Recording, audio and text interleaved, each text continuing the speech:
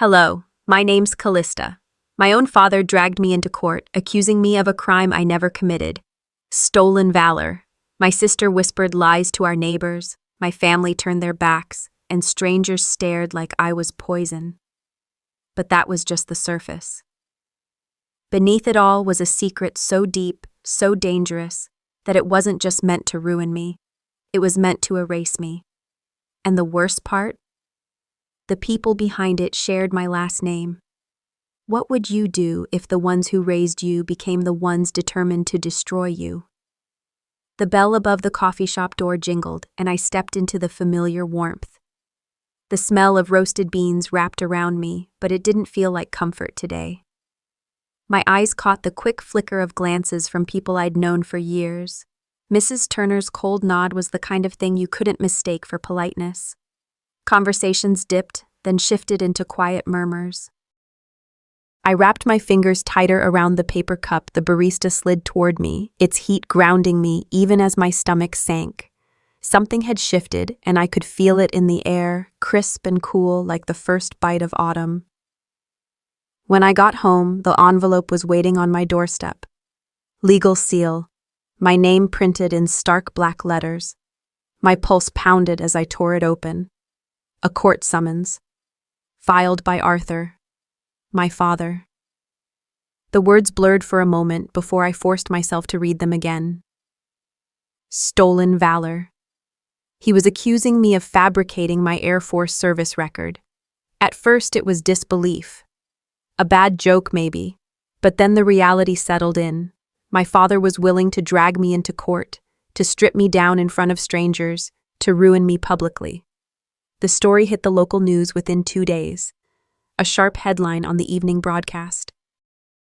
Footage of my father standing in front of the courthouse, saying into the cameras, "We cannot tolerate liars in uniform, even if they're my own blood." My phone went quiet. Friends didn't call anymore. One blocked me on Facebook. It was the silence that hurt more than the insults. The absence of voices I'd once trusted. And then came the whispers. I found out through Marcy, one of the few friends still willing to speak to me, that Sable had been making her rounds.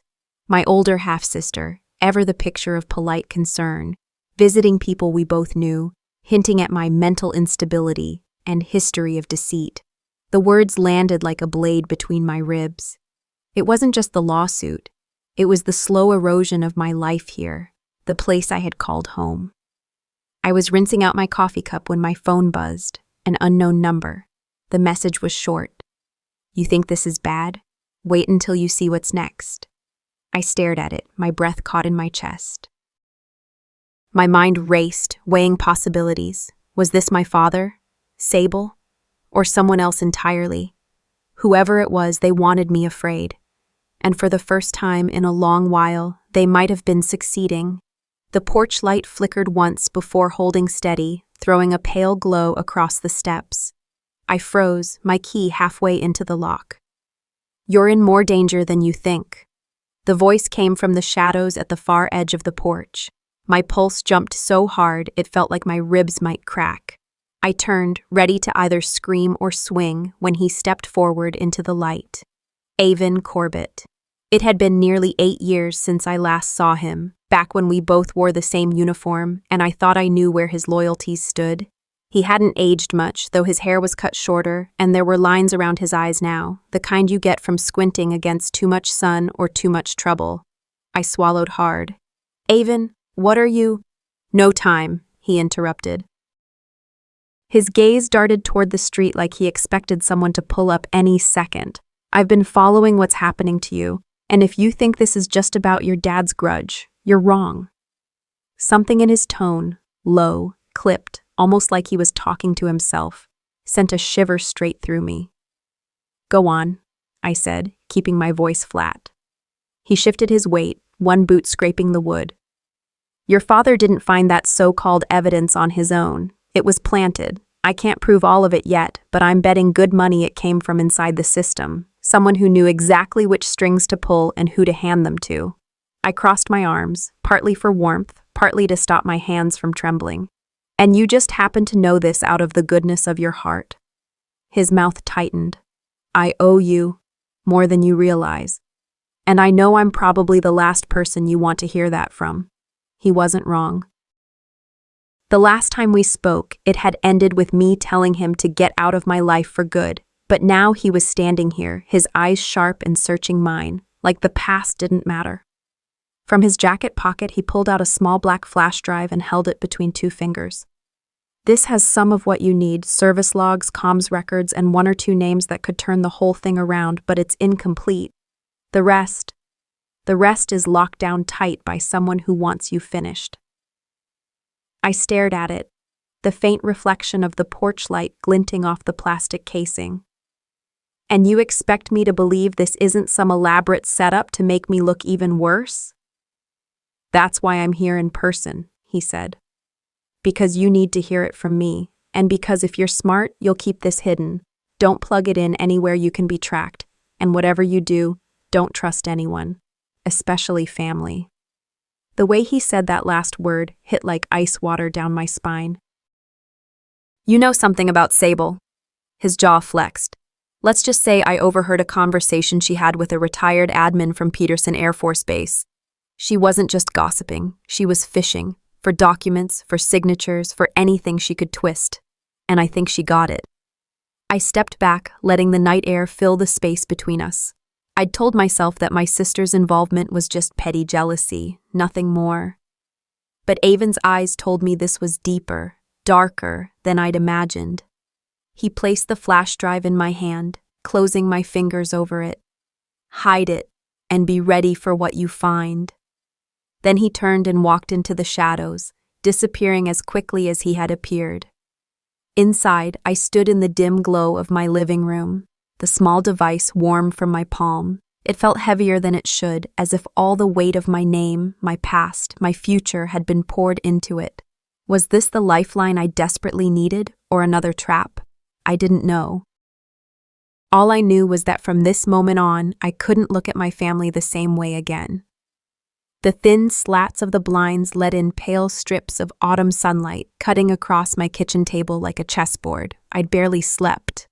Avon's voice had been echoing in my head all night, tangled up with the weight of the flash drive sitting on the counter like a silent dare. I brewed coffee, letting the rich aroma fill the room, but it did nothing to slow the restless pulse in my temples.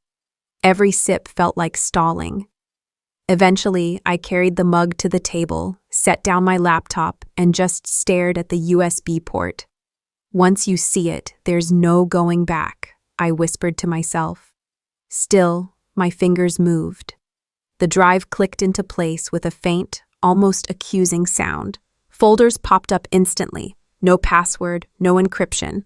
Almost like someone wanted me to open it. Inside were dozens of files. PDFs, scanned images, short audio clips, military memos, service rosters, email chains. Most were stamped within the last 2 years. Far too recent for accusations tied to my service a decade ago. That alone made my stomach tighten. One folder stood out. Witness statements. I opened it, only to find half the files corrupted, nothing but static or garbled text.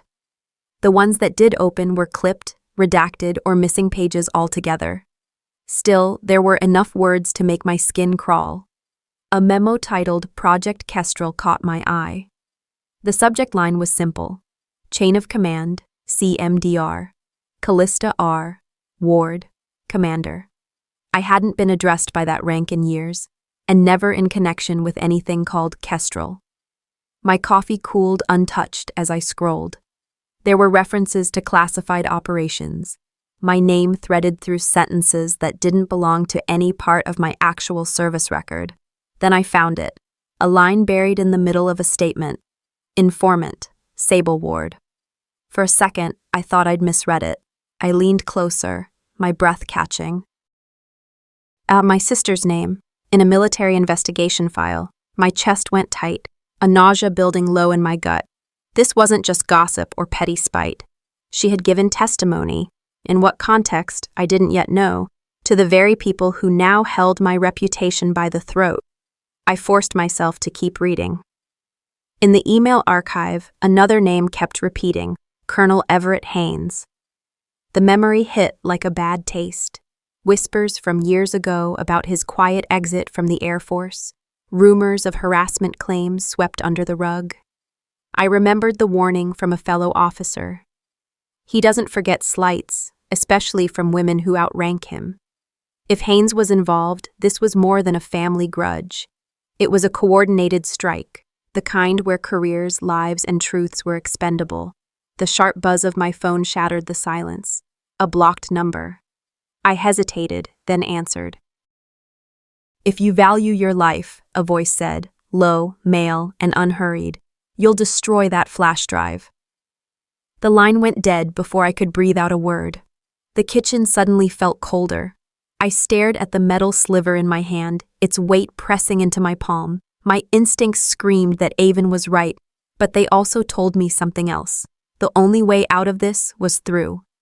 I stared at the phone in my hand for a full minute before I pressed call. The number was one I'd sworn I'd never dial again, a string of digits I'd tried to scrub from my memory but could never quite forget. It rang only once before a sharp, guarded voice came through. "Callista." No hello, no pleasantries, just my name, spoken like a challenge. "I need to see you," I said. "Today." A pause, the sound of air being drawn in, like she was deciding whether to hang up or hear me out. Then, "Diner off I-25, 30 minutes. The line went dead. The drive south felt longer than it should. Gray clouds hung low over the mountains, pressing the light out of the day. My fingers tightened around the steering wheel, rehearsing what I'd say and discarding each version before it could form. I had told myself years ago that I would never sit across from Mavis again, not after the way she'd left me twisting in the wind during my last fight with the system. But now, here I was, breaking my own rules. The diner was half empty, its neon sign buzzing faintly above the door. Mavis was already there, tucked into a booth near the back, her eyes scanning the room like she expected trouble to walk in at any second. She looked different, sharper somehow. Her hair was shorter, streaked with more gray, and her expression had hardened into something that didn't leave much room for warmth. "You look the same," she said, sliding a coffee cup toward me without asking if I wanted one. "What's on the flash drive?" "No, how have you been?" No apology, just business. I sat down, setting my bag beside me. "You've heard about the lawsuit?" "I've heard it's a distraction," she said. "A pretty little curtain to hide what's really going on." She leaned forward. "You're not the only one. There are cases like yours popping up all over the country, veterans with records that suddenly don't match, accusations that come out of nowhere, right when they're about to say something inconvenient to the wrong people." My chest tightened. "You think this is bigger than my father trying to humiliate me?" Mavis's gaze didn't waver. "I think your father's just a pawn, and I think Colonel Everett Haynes has been waiting a long time to take you off the board." The name hit me like a shove. I'd seen it on the flash drive, buried in those emails. Haynes, disgraced, retired, with a history of bending rules until they snapped. "And Sable?" I asked, my voice low. Mavis's mouth twisted. "If her name's in those files, it's because she's in this up to her neck." "Which means the betrayal isn't coming from across the country, it's coming from your own kitchen table." I gripped my coffee cup, fighting to keep my voice steady. "So what's your play, Mavis? You going to help me, or just tell me how doomed I am?" She leaned back, eyes narrowing. "I'm telling you to keep that flash drive hidden, and get ready. They won't just come for your record. They'll come for your character, your sanity, your friends. You need to be willing to hit back." We left together, stepping into the bite of the late afternoon air. That's when I saw it. A black SUV idling across the street, windows dark, engine low. Mavis's posture went rigid. "They're already here," she muttered. The SUV's engine roared, and I felt a cold surge of adrenaline rush through me. I didn't run, not yet. I wanted them to see my face. The air in the parking lot felt sharper than the snowflakes just beginning to drift down. Mavis's voice was a low hiss behind me. "Get in the car, Callista." I didn't move. My boots crunched lightly against the thin crust of snow as I squared my shoulders, keeping my eyes on the black SUV idling 20 feet away. Its headlights glared like a pair of watchful eyes, waiting for me to blink first. The driver's door opened, followed by the passengers. 2 men stepped out. Civilian jackets, jeans, no visible weapons, but their posture was textbook. Shoulders back, weight evenly balanced, the sort of readiness you don't learn working a desk job.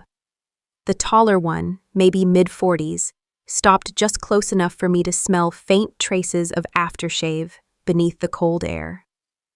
"Callista Morgan," he said, his voice clipped and precise, the way an order sounds when there's no room for interpretation. "Former Commander, U.S. Air Force. You're stirring up trouble that doesn't concern you." I kept my face still. "If it doesn't concern me, you must have the wrong woman." His partner, a stockier man with a tight jaw, stepped forward.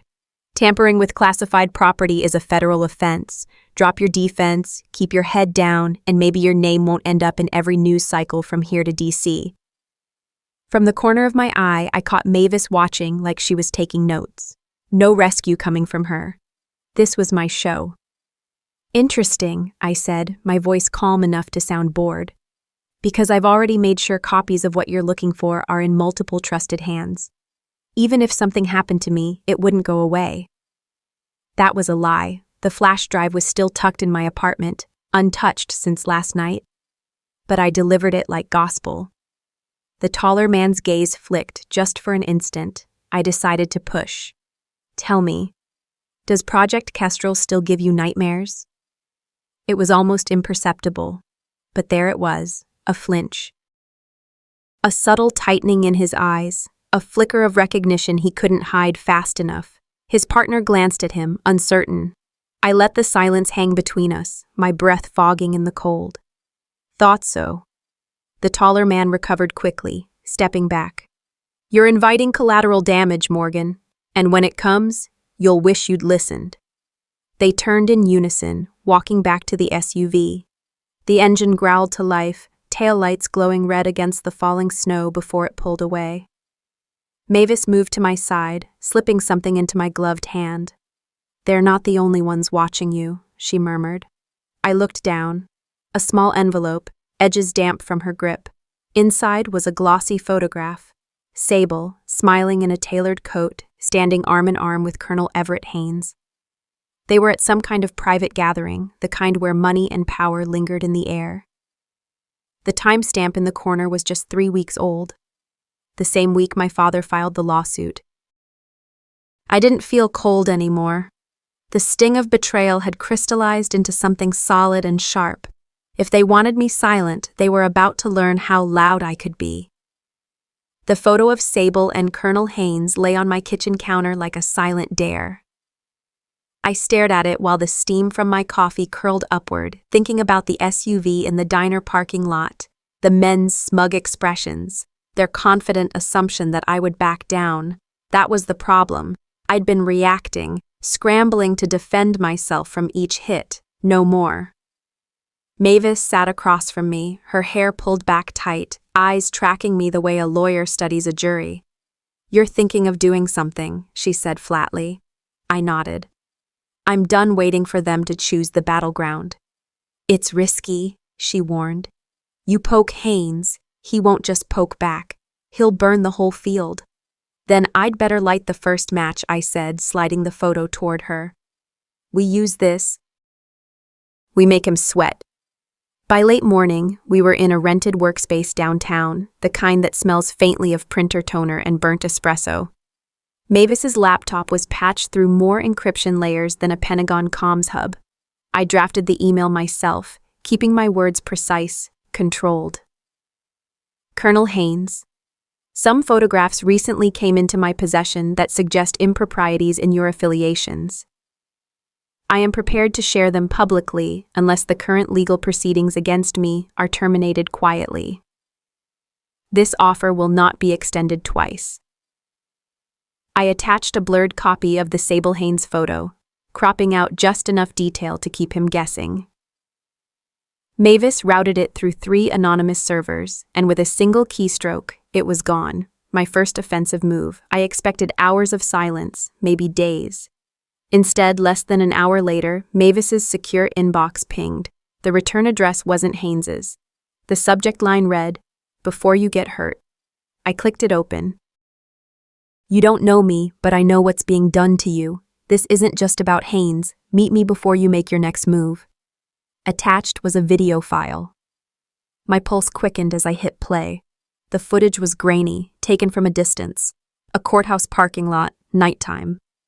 My father stood in frame, shoulders hunched against the cold, speaking with a woman whose face was mostly hidden beneath a scarf. She handed him a manila envelope. When she spoke, even through the muffled audio, my stomach dropped. The cadence was unmistakable. "Evelyn," I whispered. Mavis looked up. "You know her?" "She used to be a family friend. Disappeared after a defense contract scandal. I thought she'd left the country." I replayed the clip, zooming in on the tilt of her head, the way she gestured. Habits I'd known since I was 12. This wasn't just my father, or Haynes, or Sable anymore. Evelyn's fingerprints meant the rot went deeper. Money, politics, and buried deals that could ruin more than reputations. I sat back, heart pounding but mind sharpening. "We're changing the plan. Haynes can wait. We find Evelyn." As if on cue, my phone buzzed. A blocked number again. This time I let it ring out. The voicemail icon popped up. I put it on speaker. Evelyn's voice filled the room, smooth and deliberate. "We need to talk. Alone." She didn't sound scared. She sounded like she was holding the winning card. I got to the cafe 20 minutes early, parking my car so I could see the entrance and the stretch of icy road leading in from town.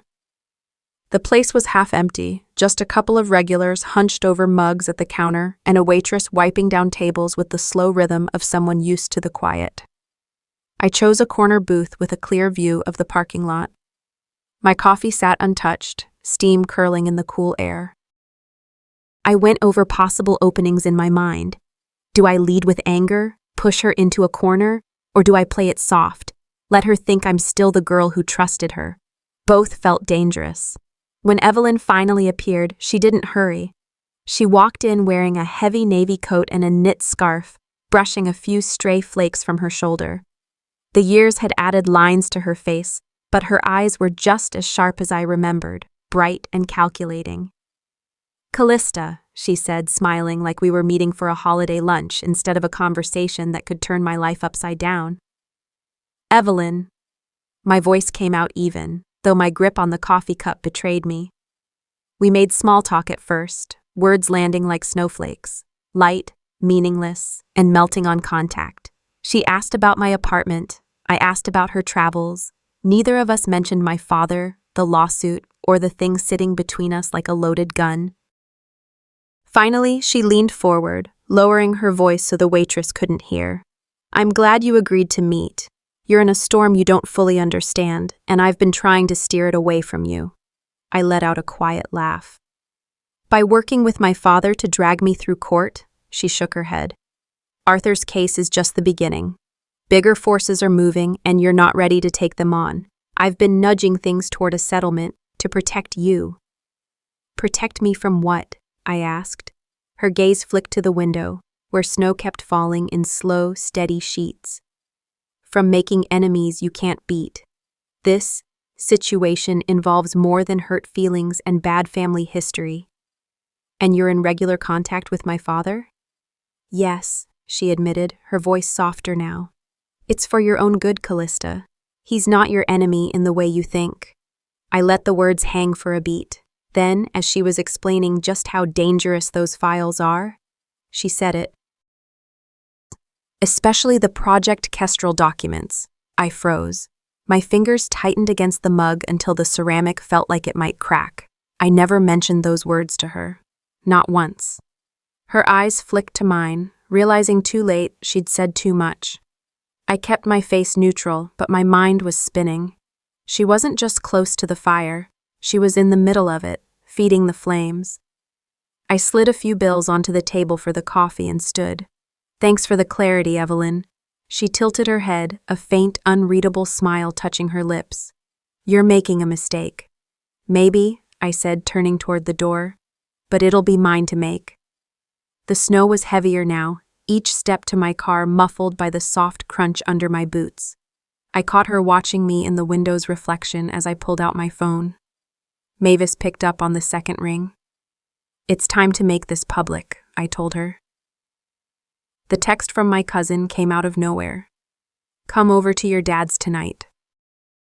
Before things get worse, I almost deleted it. But something in the phrasing, the way she didn't bother with details, told me this wasn't just a casual summons. By the time I pulled up in front of Arthur's house, the snow was falling in thick, wind-driven sheets, smothering the street in white. Inside, the living room was full. Aunts, uncles, cousins, even my younger brother, all perched on couches and armchairs. Their eyes followed me as I stepped inside, the heavy front door closing with a muffled thud behind me. The air was warm but tense, like heat trapped in a sealed jar.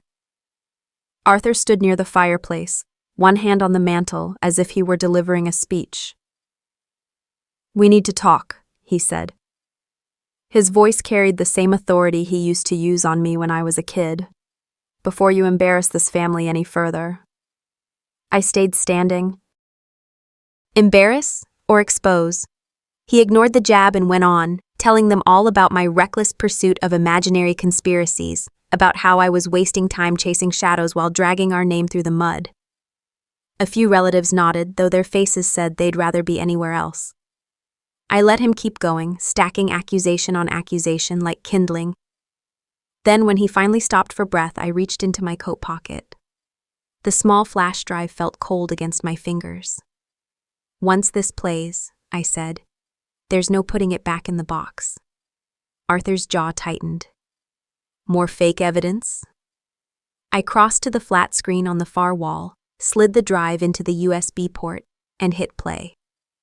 Static filled the speakers for a moment, then two voices emerged. His voice, unmistakable, and another male's, low and deliberate. "We'll falsify the original records. She can't fight what doesn't exist." "And the Kestrel files?" "Neutralized permanently." Gasps rippled through the room.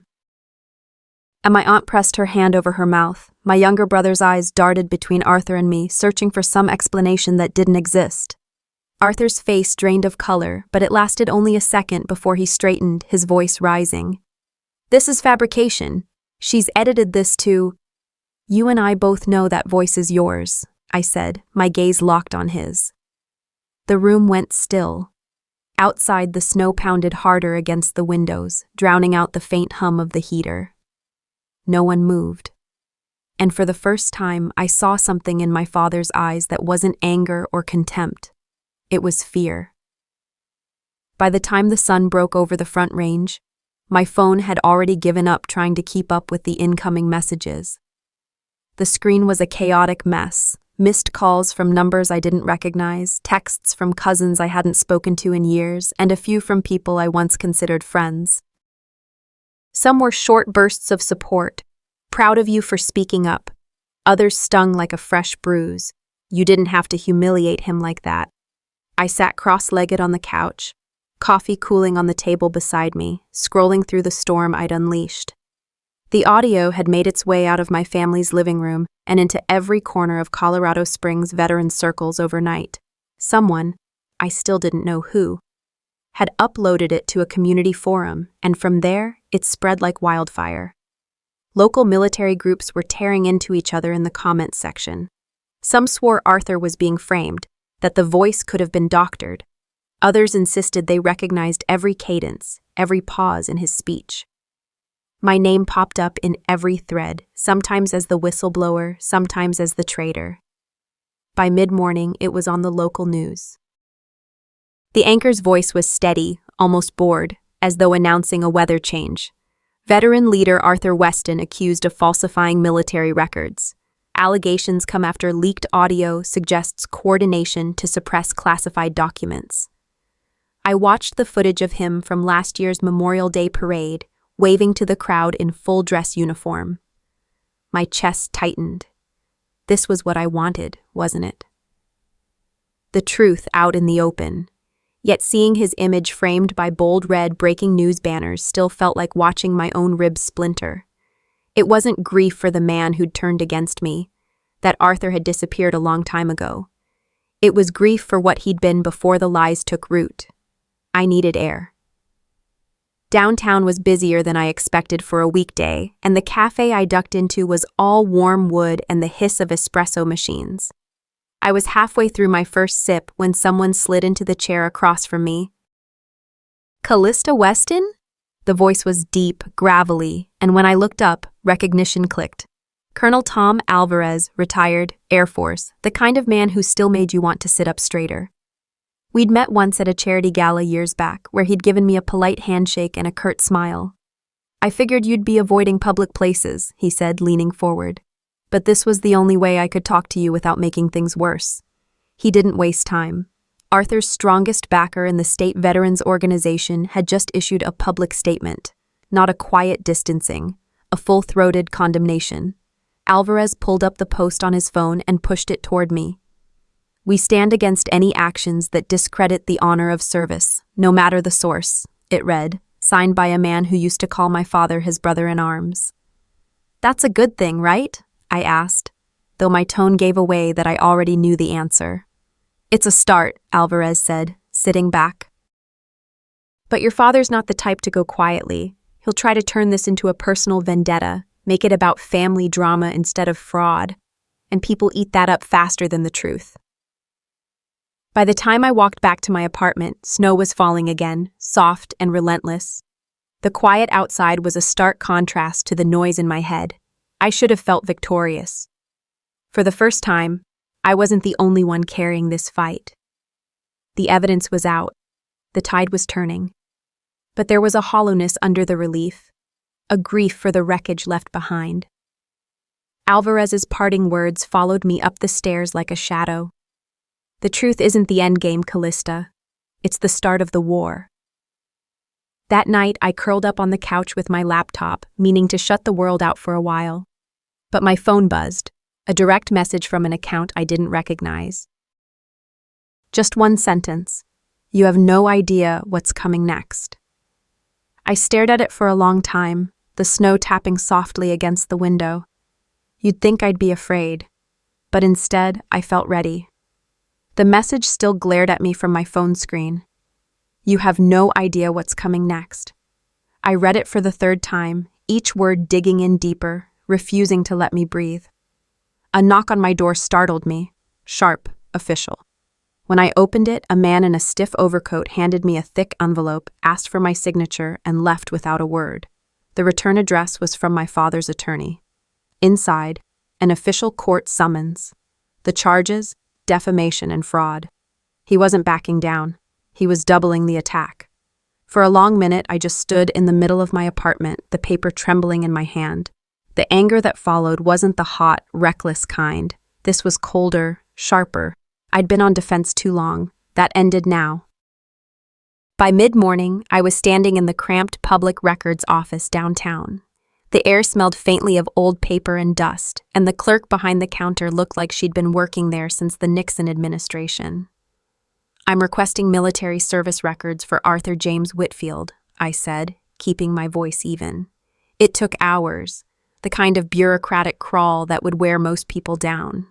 But I stayed put.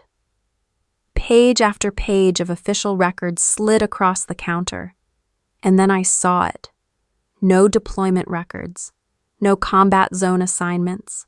Not a single entry confirming the stories he'd told for decades at veterans' dinners, in interviews, even in his book's foreword. It wasn't just a crack in his armor. It was a full breach. I stepped out into the cold air, the courthouse looming across the street, and that's when I heard a voice. "Callista Whitfield?" A woman in a tailored coat stood at the base of the steps. She carried herself with the precision of someone used to fighting battles in both courtrooms and headlines. "Elaine Carter," she said, offering a firm handshake. "I've been following your case, and I believe you." I blinked. Why? Because I've spent 20 years taking down people who fake their service records. And your father's file? It's cleaner than a blank page. She didn't waste time. I'll represent you pro bono, not just to defend you, but to go on the offensive. We met later that afternoon at a small diner on the edge of town. Elaine slid a yellow legal pad across the table, covered in bullet points and arrows. Step 1, she said. We countersue: perjury, falsifying records, defamation, damages. Step 2, we subpoena everyone connected to his public claims. Step 3, expose the whole thing, I finished for her. Her smile was thin, but approving. Exactly. We don't just win the case. We bury the narrative. For the first time in weeks, I felt the balance shifting. Not much, not enough to feel safe, but enough to stand taller. That night, I was back in my apartment when Elaine's email came through. I clicked the attachment, expecting more scanned documents. Instead, my father's face filled the screen, captured mid-laugh at a private dinner table. Beside him sat a man I recognized instantly from the news, a high-ranking official recently disgraced in a military fraud scandal. My chest tightened. This wasn't just about my father anymore. It was bigger, darker. The photograph sat open on my laptop screen, Elaine's email still glowing at the top. At first, I couldn't stop staring at my father's face, the familiar, confident smirk. But the longer I looked, the less I saw him, and the more I saw everything else. The deep red of the wine in his glass wasn't the cheap stuff he bragged about finding on discount. It was a bottle I recognized from a charity auction catalog, starting bid $900.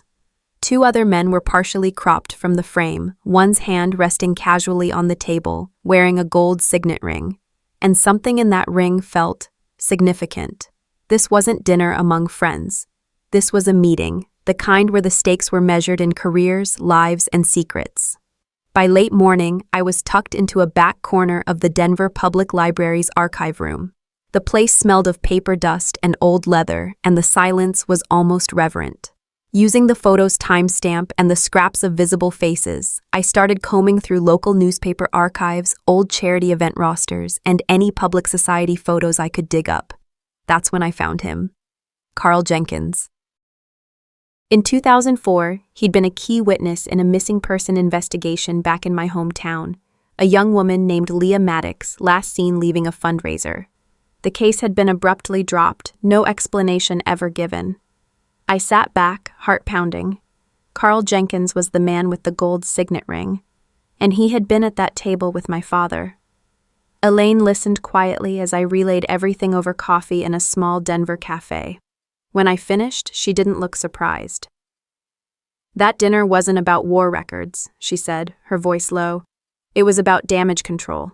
Your father's fraud case is just the surface. If you're tangled in court, you can't dig into whatever else he's protecting. What do you think it is? I asked. She paused. Something bigger than stolen valor, something worth burying under years of lies. That afternoon, I drove across town to see someone I hadn't spoken to in over a decade, my Uncle Mark. He answered the door slowly, his expression flickering between confusion and recognition. Callista, he said, almost like a question. We sat in his cramped living room, the TV muted in the background. When I showed him the photo, he stared at it for a long time, his jaw tightening. I served with your dad in the Guard, he said finally.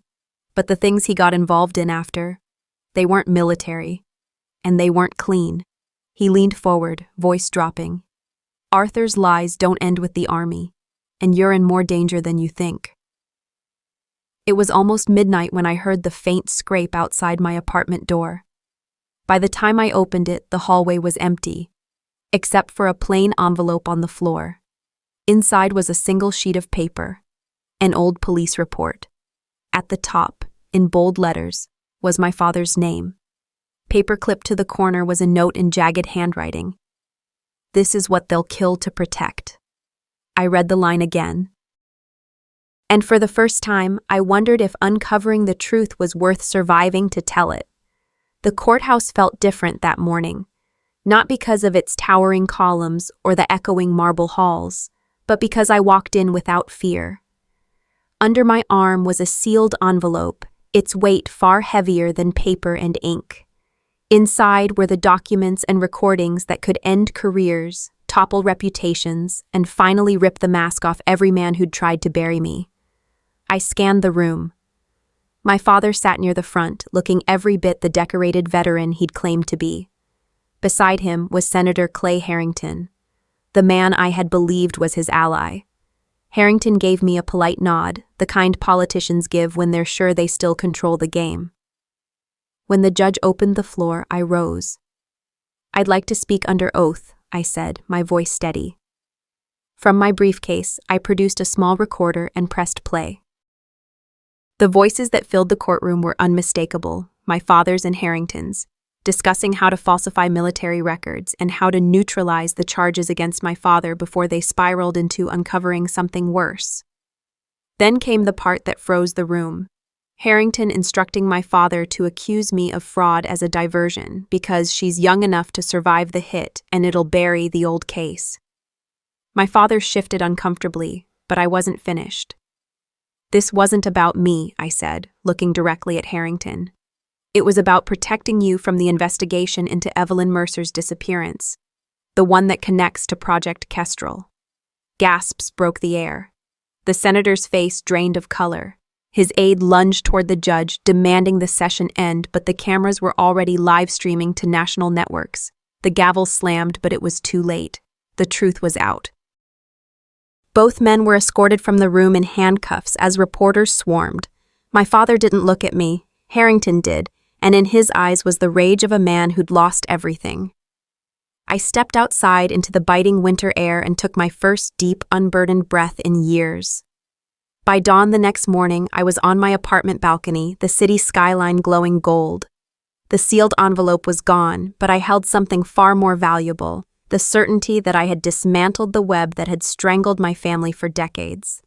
From my pocket, I took the last photograph I owned of my father. I lit a match and held it to the corner. The flame curled through the paper until all that remained was ash, carried off by the wind. Justice wasn't given to me. I took it, and I would do it again. Looking back now, I realize this fight was never just about clearing my name. It was about proving that truth matters, even when it's buried under years of lies. In life, you may face moments when the people you trust the most turn out to be the ones standing in your way. When that happens, you have two choices: shrink back and let them define your story, or stand up and write it yourself. I learned that justice isn't something handed to you. You have to claim it, even if it means standing alone in the cold. And here's the truth. You're stronger than you think, and the world needs people willing to speak up, no matter how high the stakes. So what about you? If you were in my shoes, would you risk everything to expose the truth? Or would you walk away to protect yourself? I'd love to hear your thoughts. If this story touched your heart or made you think differently, drop a 1 in the comments or tell me where you're watching from. And if you didn't like it, let me know why. I value every opinion. Make sure to subscribe so you don't miss the next story, because the next one might be even closer to home than you think.